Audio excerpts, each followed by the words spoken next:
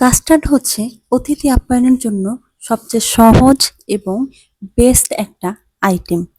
তো আসসালামু আলাইকুম এভরিওয়ান, চলুন আর কথা না বাড়িয়ে আমরা কাস্টার্ড রেসিপিতে চলে যাই। তো কাস্টার্ড বানানোর জন্য সর্বপ্রথম একটা পাতিলে দুধ আর পরিমাণ মতো চিনি দিয়ে ভালোভাবে জাল করে নিব।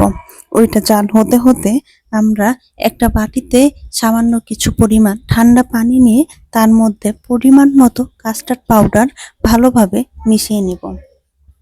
তো বিশেষভাবে খেয়াল রাখতে হবে যেন পাউডারটা দলা পাকিয়ে না যায়। তো এই যে আমরা এখন ভালোভাবে এটা মিশিয়ে নিচ্ছি।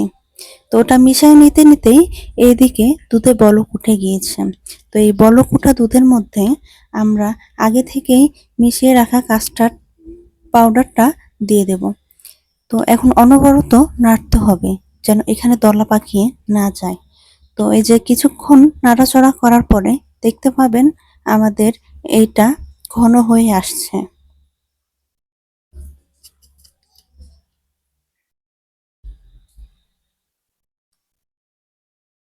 তো এই যে ঘন হয়ে আসছে ধীরে ধীরে। এখন আমরা এটা বন্ধ করে একটা বাটিতে ঢেলে নিব ঠান্ডা হওয়ার জন্য। আর ফ্রিজে রাখলে সবচাইতে বেস্ট হয়। এই যে দেখতেই পাচ্ছেন ফ্রিজে রাখার পরে আমাদের মিশ্রণটা কতটা ঘন হয়ে আসছে।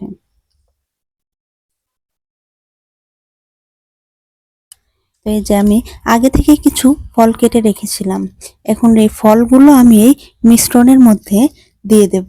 দিয়ে ভালোভাবে মিশিয়ে নিলেই হয়ে যাবে আমাদের কাস্টার্ড রেসিপি।